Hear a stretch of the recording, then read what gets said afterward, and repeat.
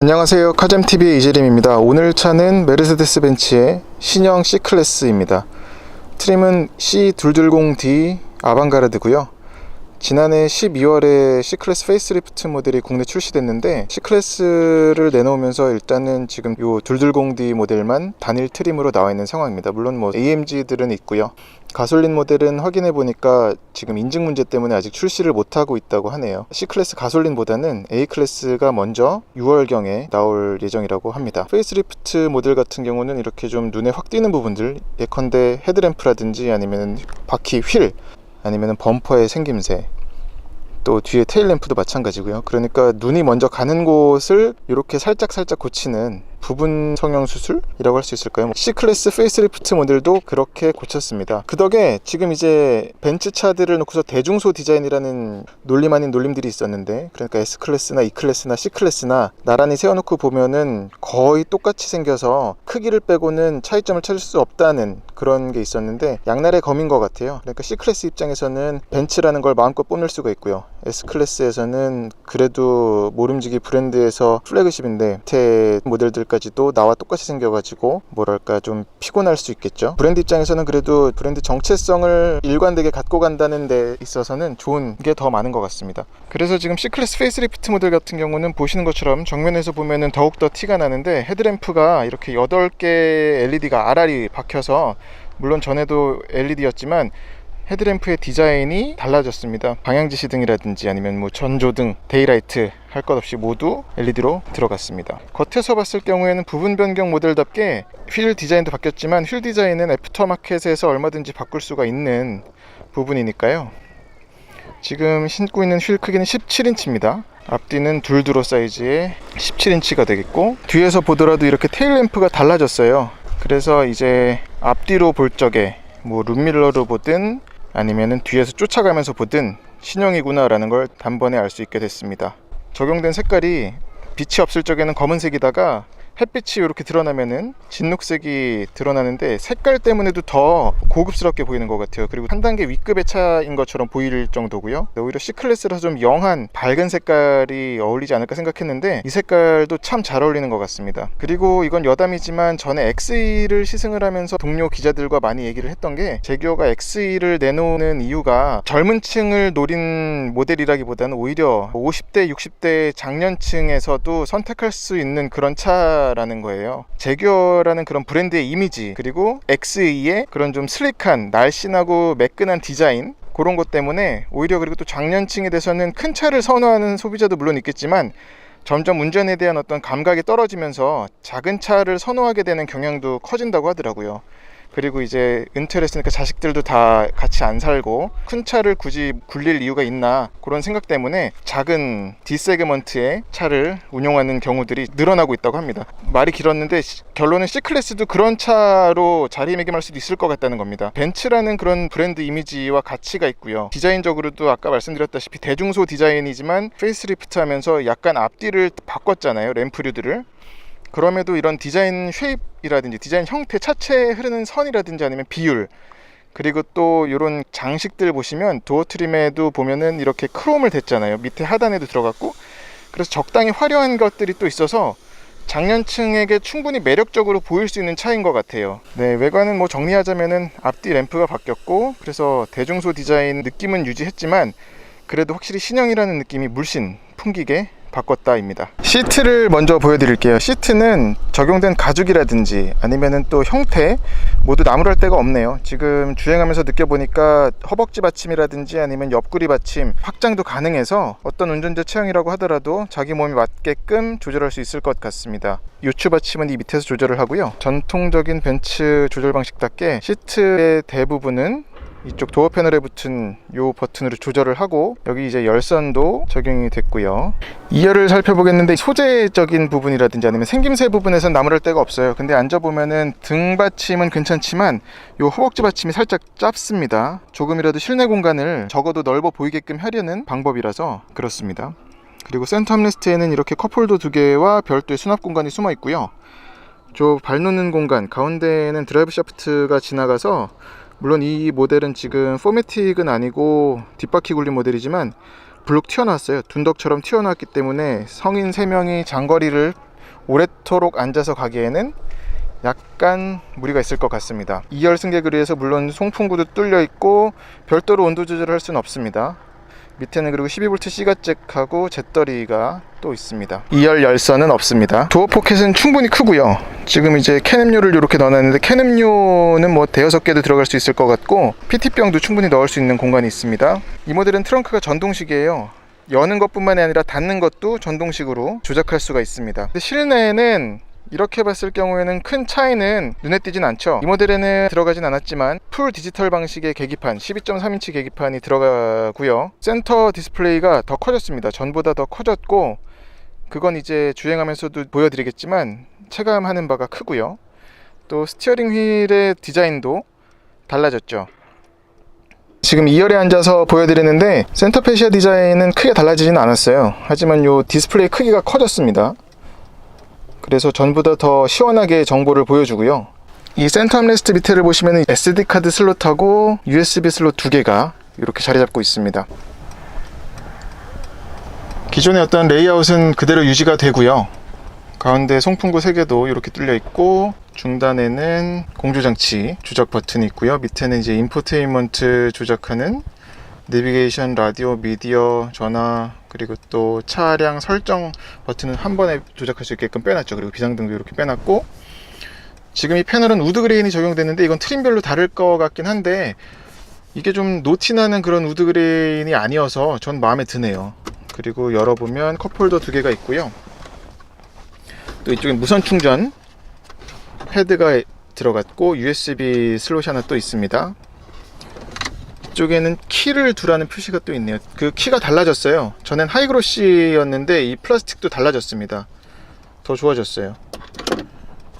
키가 꼭 맞는 건 아닌데 왜 키를 여기다 두라는 표시가 있는지 모르겠네요.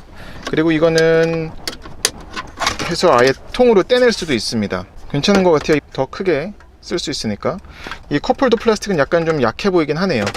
이런 플라스틱이 여기도 있고 또 상단에 루프에 보면은 지금 여기 이제 선글라스 케이스가 있는데 선글라스 케이스 안에도 고무는 대놨지만 이 플라스틱에 쓰인 게 살짝 다른 곳과는 좀 달라요. 좀 더 염가의 플라스틱이 쓰인 것 같습니다. 그러니까 바깥에 쓰인 버튼들 이런 버튼들은 마감을 참 잘 해놨거든요. 전화에서 문의하는 이 버튼도 새로 들어간 것 같네요. 저는 못 봤던 것 같은데. 그리고 이제 이 실내등도 전부 LED 꼭 보석 박힌 것 같죠. S클래스 처음에 이제 데뷔할 적에 강조했던 피처인데 이제 다 들어갔습니다. 눈밀러도 훌륭합니다. 프레임리스는 아니지만 그래도 만듦새가 더 개선이 됐네요. 그리고 또 선바이저 역시 선바이저 이거는 할로겐인 것 같은데 그렇고요. 이쪽도 마찬가지고 여기가 벌써 까졌네요. 운전석은 또 다릅니다. 뭐 이건 소소한 문제고, 말씀드렸다시피 이 모델에는 풀 디지털 방식의 계기판은 적용되지 않았습니다. 그래서 익히 봤었던 왼쪽엔 속도계, 오른쪽에는 엔진 회전계가 아날로그 방식으로 자리 잡았고요. 대신에 이제 가운데에 이런 커다란 디스플레이가 자리 잡아서 여기서 이제 모든 메뉴를 조작할 수가 있어요. 운전대 스포크의 왼쪽에 있는 버튼들과 오른쪽에 있는 버튼들로 조작을 하는데, 왼쪽에 있는 버튼들은 첨단 주행 보조 시스템, 운전자 보조 시스템들을 조작하는 기능들을 조작을 하고요. 이 차에는 지금 들어간 기능이 브레이크 어시스트, 그리고 사각지대 경고 장치, 또 평행 자동 주차, 직각 자동 주차, 자동 출차도 적용이 됐고요. 그러니까 액티브 파킹 어시스트가 적용이 됐습니다. 지금 보시면 이제 내비는 콤파스입니다. 그냥 트랙 컴퓨터라든지 보조 장치는 지금 주행 중이 아니기 때문에 여기서 이제 첨단 주행 보조 시스템이 활성화가 되면 그래픽으로 아이콘 등으로 표시가 될 것 같고요. 서비스라든지 이런 것들을 전부 다 보여줍니다. 이 조작감이 전보다 더 좋아진 것 같네요. 저는 개인적으로 이 벤츠 스티어링 휠에 있는 버튼 조작 이 방식이 어렵거든요. 근데 오늘은 되게 잘 되네요. 그리고 전화 이런 기능들이 운전하면서도 조작하기가 꽤 편할 것 같습니다.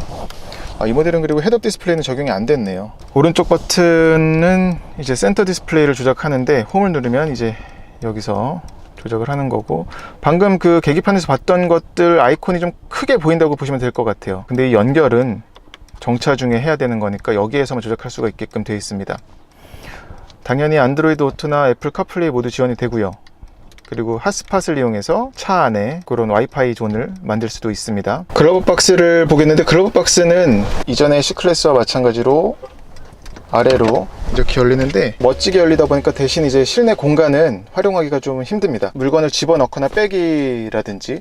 그래서 아마 그걸 알고서 이 별도로 위에도 하나 공간을 나누는 게 아닌가 싶어요. 이쪽엔 그리고 하이패스 카드를 집어넣을 수 있는 슬롯이 이쪽에 있습니다. 자, 이렇게 보니까 커진 게 좀 느껴지시나요? 지금 여전히 근데 베젤이 좀 있어요. 이만큼 1cm 정도, 1.5cm 정도는 베젤이 있어서 이것도 아마 추후에 더 확장할 수 있게끔 되지 않을까 싶습니다. 그리고 터치는 여전히 안 되고요. 이 밑에 다이얼을 이용해서 조작을 하는데, 다이내믹 셀렉트에서 마찬가지로 인디비주얼 설정하거나 엔진 데이터를 볼 수도 있고요. 전부 토크네요. 근데 킬로와트랑 뉴턴미터로 해놓은 거고, 뭐 그냥 나라에 따라서 볼 수 있게끔 해놓은 거고, 배터리 볼티지도 나오네요. 그리고 엔진 오일 온도가 표시가 되고, 차량 데이터는 지금 이제 바퀴 꺾이는 각도를 이렇게 볼 수가 있습니다. 여기 보면 가속 페달이랑 제동력도 있어서 액셀러레이터랑 브레이크를 밟을 적에 그거 왔다 갔다 하는 것도 쉽게 감지할 수 있겠네요. 보조 장치는 운전자 보조, 첨단 운전자 보조 기능들입니다. ESP는 끌 일이 많이 없을 거고, 교통표지판 어시스트, 이거는 이제 앞에 교통표지판 속도 제한이 뜨거나 하면은 계기판에 보여주는 겁니다. 그리고 카메라 주차 어시스트도 찐을 넣어보면 화질은 훌륭하네요. 광각에다가, 그리고 또 여기서 설정할 수도 있습니다. 네, 이런 건 이제 아주 좋네요. 액티브 주차도 할 수가 있습니다. 다음 버튼을 근데 해보진 않을게요. 액티브 주차도 할 수가 있고, 카메라 덮개 열기, 카메라를 뭐 닦거나 이럴 경우에 쓰라는 것 같은데요. 그리고 액티브 브레이크 어시스트는 이제 앞에 사고가 예상되거나 아니면 장애물이 충돌할 가능성이 있으면 차가 브레이크 담력을 알아서 스스로 올립니다. 그 부분을 이제 민감하게 할지를 조절하는 거고요. 그러니까 초반에 팍 오게 하느냐, 아니면 중간에, 아니면은 운전자가 밟다가 이 정도로는 부족해 하면 뒤에 확 차가 그 브레이크 제동력을 올려주거나 하는 기능이고요. 주의 어시스트는 운전자 휴식을 유도하는 기능이고요. 사각지대 어시스트도 들어갔습니다. 이건 이제 사이드 미러에서 이렇게 삼각형 있잖아요. 앰비언트 라이트도 색깔을 바꿀 수가 있어요. 이렇게 EGXS도 적용돼서, 이건 이제 스티어링 휠만 할지 아니면 스티어링 휠 및 시트까지 다 조절을 할지 설정할 수가 있네요. 트렁크 열림 제한은 다 열리지 않고 중간까지만 열리는 걸로 제한할 수가 있고, 지금 보여드린 것보다도 훨씬 메뉴가 많거든요. 그건 이제 사용 설명서에 들어가서 이렇게 검색을 하든 아니면은 색인을 해서 찾든 보시면 될 것 같습니다. 창 밝기, 디스플레이 오프, 이게 아예 방해된다고 생각할 수도 있으니까 꺼버릴 수도 있고, 또 주간 야간 모드도 설정할 수가 있겠습니다. 그리고 입력은 손글씨, 여기다가 손글씨를 쓰잖아요. 이거 설정하는 겁니다. 드라이브 셀렉터는 변함없이 여기 있습니다. 그래서 올리면, 한 번 올리면 스포트가 되고, 한 번 더 올리면 스포트 플러스. 사운드도 달라지네요. RPM이 지금 올라가거든요. 한 200rpm. 그러면서 아마 소리가 좀 커지는 것 같습니다.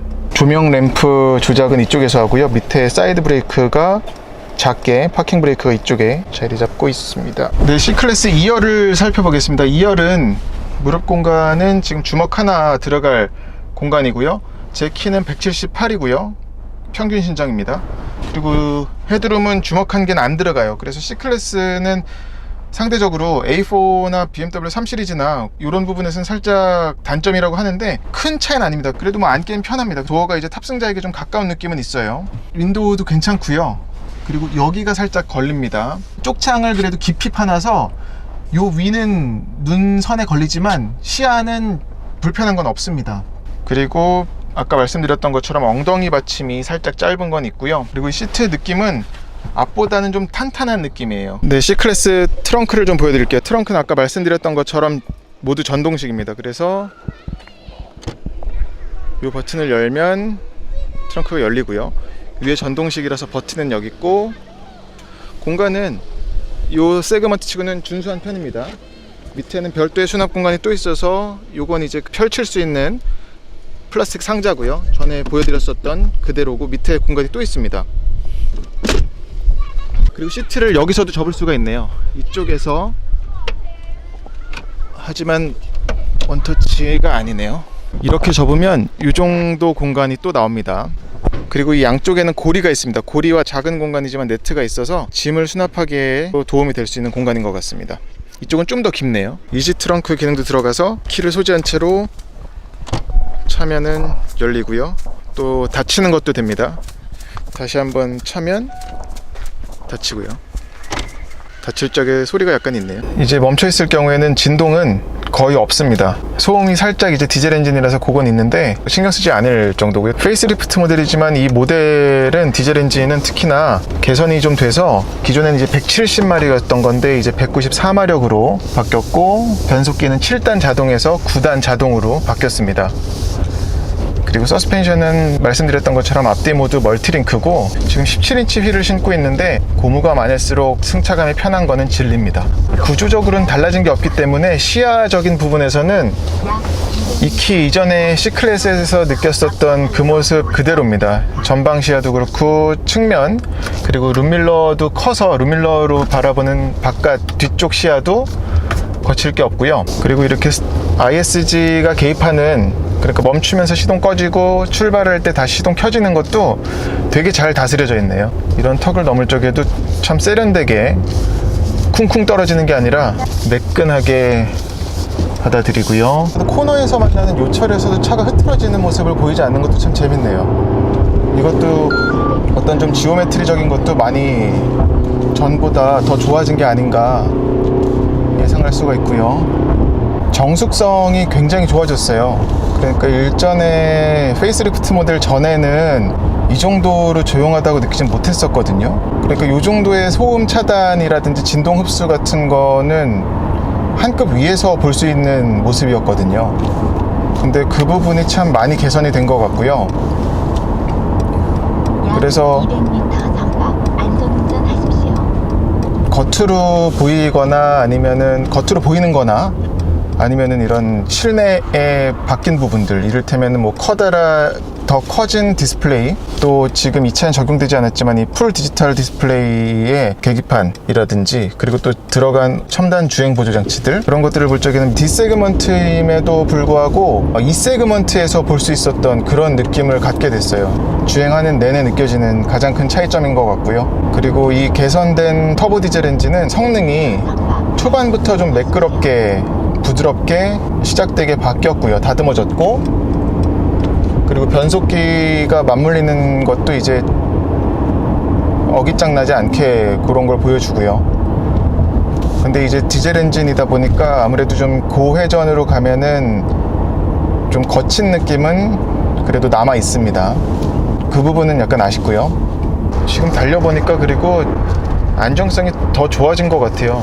이건 어떤 차체 지오메트리를 계속 개선을 할 테니까 그런 부분에서 느껴지는 차이일 것 같은데, 운전자가 체감하는 그런 느낌이 그냥 싹 넘어가는, 싹 돌아가는 느낌? 요즘 벤츠는 특히나 좀 여전히 벤츠스러운 그런 묵직한 안정감이 남아 있으면서도 또 BMW스러운 그런 것도 좀 갖추게 된 것 같아요. 점점 닮아가는 것 같습니다. 운전 재미라는 단어도 벤츠에서 곧잘 할 수 있는 것 같아요. 지금 보시면 이제 스톱 걸리고요. 이런 부분에서도 되게 매끈하게 들어가요. 전엔 이제 시동 꺼지고 켜질 때마다 그게 어떤 스트레스처럼 느껴졌었는데 그것도 이제 신경 쓰진 않아도 될 단계가 된 것 같고요. 단순히 24마력 출력 올리고 변속기 9단으로 맞물려서 그 정도 차이가 아니라, 요즘 그리고 부분 변경 모델들의 특징이긴 한데, 부분 변경 모델임에도 어떤 이런 화장 고치는 수준으로만 하는 게 아니라 파워트레인 쪽에도 손을 대거든요. 엔진 출력을 조금 올린다거나 아니면 지금처럼 변속기를 좀 더 다단화로 간다거나. 이번 페이스리프트 C클래스도 마찬가지인데, 그것 때문에 단지 그냥 상품성 개선한 모델을 만나는 게 아니라 기존 C클래스랑 비교를 한다 그러면 단지 디자인적인 차이만이 아니라 성능적인 차이도 꽤 크게 느껴질 것 같습니다. 드라이브 모드를 살짝 스포츠로 바꿔보면 지금 주행한 지는 얼마 되지 않았지만 가장 먼저 크게 느껴지는 거는 방음입니다. 진동 방진 방음이고요. 그리고 또 주행 성능도 엔진과 변속기가 보여주는 그런 궁합이 되게 매끈하게, 특히나 그 실생활 저속 영역에서, 저중속 영역에서 보여주는 느낌이 되게 깔끔하네요. 물론 이게 고속으로 속도를 올려가면은, 지금 살짝 이제 앰비언트 라이트가 보이실지 모르겠어요. 이쪽 밑에라든지. 그래서 이렇게 이것도 차의 고급감을, 고급스러운 걸 좀 올려주는 그런 감성적인 편의사양이라고 보실 수 있겠습니다. 말이 끊겼는데, 물론 뭐 고속으로 올라가면은 엔진이 좀 거칠게 도는 거는 남아 있습니다. 그런데 실제로 어떤 저속, 중속에서 보여주는 그런 느낌은 참 매끈한 것 같아요. 그래서 더 실생활에서 편하게 탈 수 있는 차로 바뀌었습니다. 뭐 전에도 편하긴 했지만 이번 페이스리프트 C클래스 같은 경우는 그게 좀 더 편해졌다고 보시면 될 것 같고요. 정숙해졌고, 그리고 이 도어는 일반 창문보다 살짝 두꺼운 수준이어서 그 부분도 어떤 방음에 도움이 되는 게 아닌가 싶습니다. 이번 그리고 페이스리프트 C클래스 같은 경우는 부분 변경 모델이지만 부품들을 뜯어 고친 게, 개선한 게 되게 많다고 들었거든요. 가짓수가. 확실히 지금 스포츠 플러스로 두면 이제 변속기 소음이 좀 들어오는 게 있어요. 아무래도 뭐 저단을 더 부여잡으려고 좀 더 엔진을 고회전으로 쓰려고 하기 때문에 보이는 모습일 것 같은데, 그런 특징이 있고요. 이 운전대도 좀 더 조여지는 느낌입니다. 근데 이게 단지 무게감이 올려지는, 무게감이 무거워지는 거라서 그런 것 때문에 어떤 드라이브 셀렉터, 이 다른 차들에서 느꼈던 그런 느낌과 비슷합니다. 주행 성능 중에 약간 좀 인상적인 부분은 브레이크예요. 브레이크가 밟으면 이렇게 스무스하게 담력이 올라오는 게 아니라 처음에도 이렇게 좀 세게 올라오는 게 있습니다. 전에는 이렇지 않았던 것 같은데 이런 부분도 좀 달라진 게 아닌가 싶고요. 이런 턱을 넘을 때도, 그리고 지금 이런 노면이 약간 좀 불안정한, 불규칙한 데를 가는데도 실내로, 엉덩이로, 등으로 전해지는 그런 진동이라든지 그런 것은 상당히 잘 걸러져 있어요. 그러니까 C클래스에서 기대할 수 있는 부분 이상입니다. 예상했던 거 이상으로 잘 흡수하고 걸러서 전달해 주고요. 그러니까 C클래스는 물론 뭐 3시리즈나 A4나 G70나 뭐 G70까지 껴주고 뭐 그렇게 붙는 선상이긴 하지만, 그 가운데서도 C클래스는 뭐 벤츠라는 엠블렘 때문인지 몰라도 더 고급 세단이라는, 고급차라는 인식이 있거든요. 근데 그런 걸 생각을 하면 C클래스는 제대로 아마 그 소비자들이 원하는 그런 것에 어필하려고 개선을 한 게 아닌가 싶습니다. 네, 이상으로 C220D 아방가르드 시승은 마치겠습니다. 이번 시승을 도와주신 메르세데스 벤츠 공식 딜러 교황모터스 동대문 지점의 김승철 팀장님께 이 자리를 빌어서 감사의 말씀 드리고요. 구독 부탁드릴게요. 고맙습니다.